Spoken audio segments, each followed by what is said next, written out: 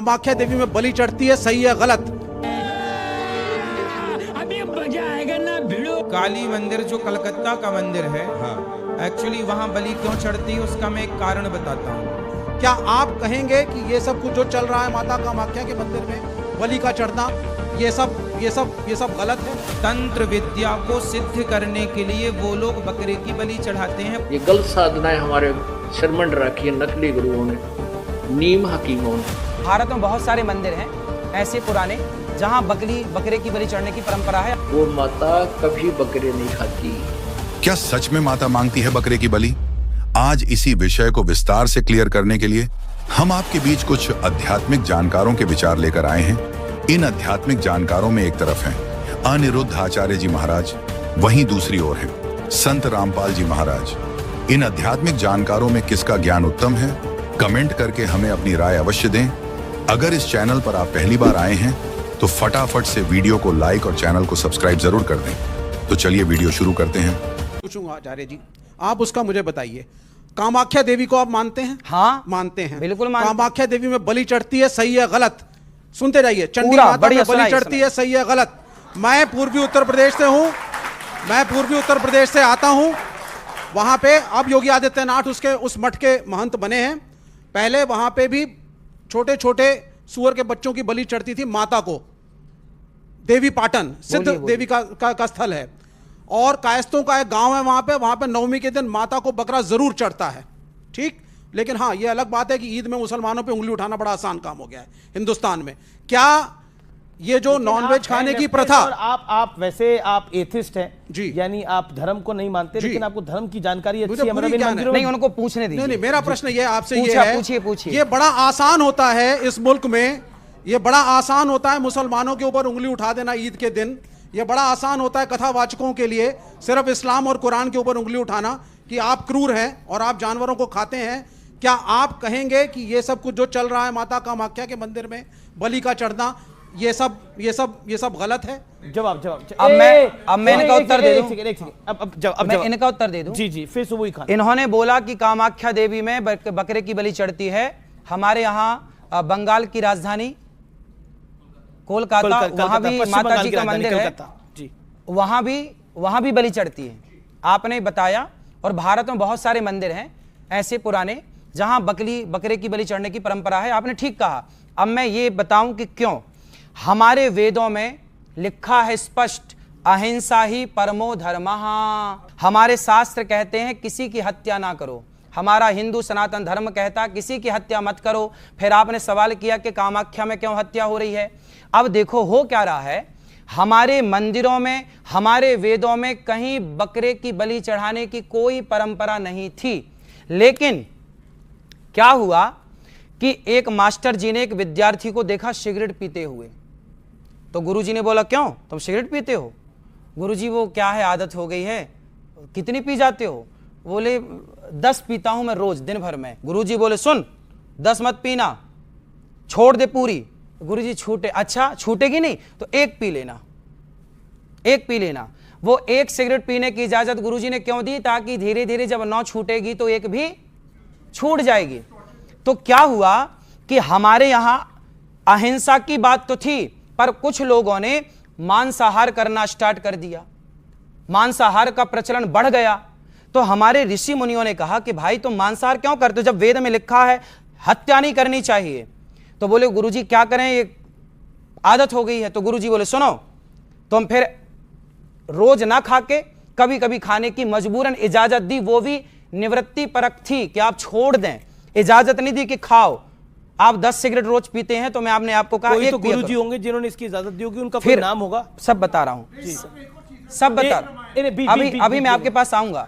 फिर क्या हुआ, ऐसे से ये मंदिरों में मनमाने ढंग से, कोई मंदिर में कोई देवी देवता नहीं चाहती, देवी नहीं चाहती कि मुझे बलि दो, ये मनमाना आचरण है। ये जो बकरे की बलि चढ़ा रहे हैं ना लोग, हिंदू लोग, सनातनी, ये सब मनमाना है। इनको मैं कथाओं से परंपरा काफी वर्षों से चल रही है, काफी वर्षों से चल रहा। अब जो परंपराएं चली आ रही हैं, अब वो तो चली आ रही है ना। अब हम लोग कह रहे हैं कि मत करो। आप ही कहते हैं कि परंपराओं को मानना चाहिए। गलत परंपराओं को नहीं, गलत परंपराओं को नहीं, सही परंपरा को मानिए, गलत को नहीं। काफी देर से वेट कर रहे हैं।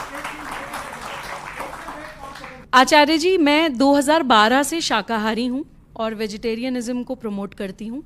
मुझे लगता है कि हमें बिना किसी लाग लपेट के ये कहना चाहिए कि चाहे बकरीद पे बकरे की कुर्बानी हो, चाहे किसी भी मंदिर में बलि प्रथा हो, वो गलत है, बिल्कुल गलत। किसी निरीह, किसी बेजुबान जानवर का खून बहा के अगर हम सोचें कि हम अपने परमात्मा को खुश कर देंगे तो वो गलत है।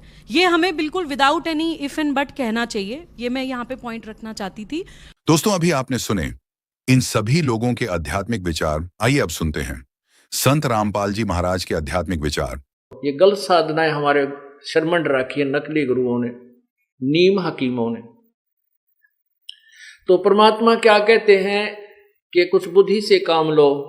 अपने बेटे का तो इतना डर मानती है कि कदे कैंची ना लग जा और तेरे बेटे को दर्द हो, पीड़ा हो जा पोते को, और एक बकरी का बच्चा लेकर उसका गला कटैया रे बोड़ी सी दुनिया, गुरु बिन कैसे श्रिया। पूरे संत के बिना ये निर्णायक ज्ञान जब तक नहीं मिलेगा तेरा उद्धार नहीं हो सकता। अब अपने बच्चे की तो इतनी ममता, इतना प्यारा लागे कैंची लागण का भी डर, और एक बालक, एक अमूक जो बोल भी नहीं सकता, उसका प्राणी का बच्चा लेकर और माता का भेंट चढ़ा दिया है। वो माता कभी बकरे नहीं खाती। वो देव कोई नहीं है जो मांस आहार करता, वो तो राक्षस होते हैं जो मांस आहार करते हैं। वो हमारे इष्ट देव, कोई भी देवता मांस आहार नहीं करते। ये हमारे को बहका रखा है उन ज्वाड़ के स्वादुओं ने, जो मर के भूत बन गए। और वो जो नकली गुरु थे वह मांस खाया करते थे, फिर वह पत्र भूत बन गए। वह फिर उन्हीं यजमाना माँ का बोलते हैं, मैं भैरव बोलू हूँ, मैं हनुमान बोलू हूँ, मैं माता बोलता हूँ, और एक बकरा चढ़ा दो। उनका वो गुमराह कर देते हैं।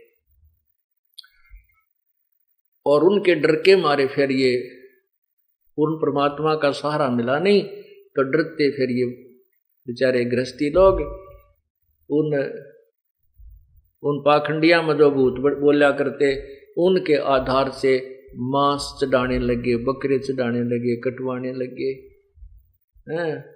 इस प्रकार यह बात बिगड़ी। फिर कहते हैं, फिर माता की पूजा देखो, कहते कच्चा पाका भोजन बना के माता धोकने गईया।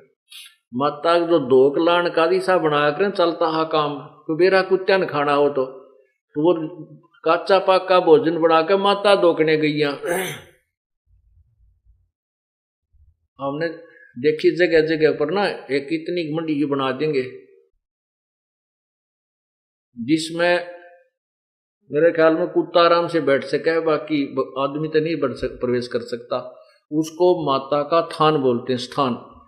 कहते हैं वो कच्चा पाका भोजन बनाकर माता धोकने गईया, और वो माता के धोकने, माता की पूजा के लिए जो वहां गुलगुले पूड़े चढ़ाती है, और कुत्ते बाट देखा करें बुढ़िया एक बतला उतरा टूट का पड़ा।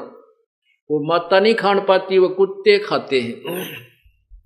और खा के उस कुत्ते उस माता के आहार को, और चलते समय फिर उसके ऊपर बाथरूम करते हैं, पेशाब करके चलना, उस माता की चोटी में धार मारे।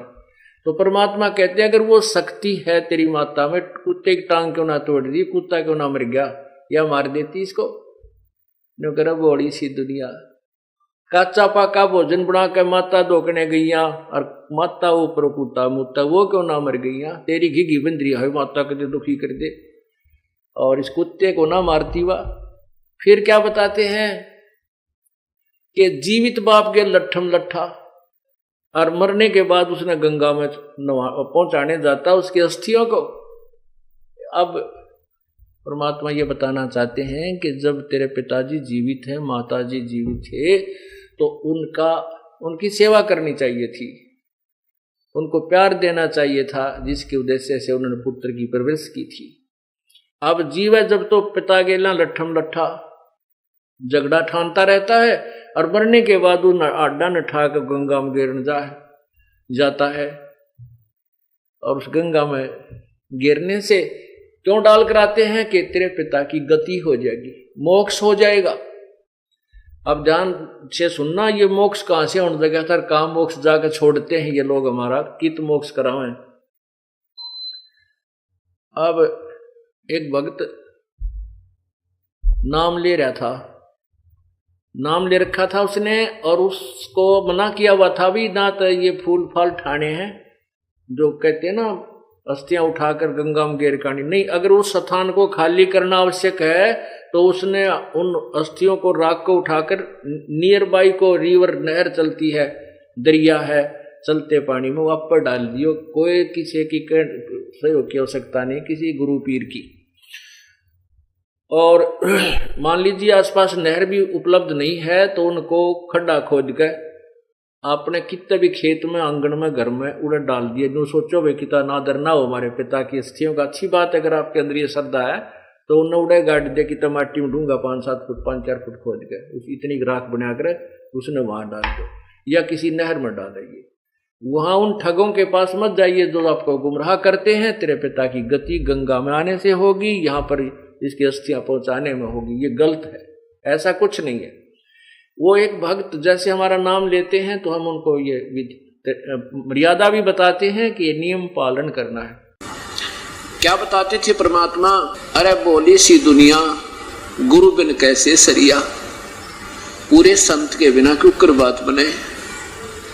अपने लल्ला के बाल उतरवावे देख कैंची ना लग जइया, और एक बकरी का बच्चा लेकर उसका गला कटैया। रे बोली सी दुनिया गुरु बिन कैसे सरिया।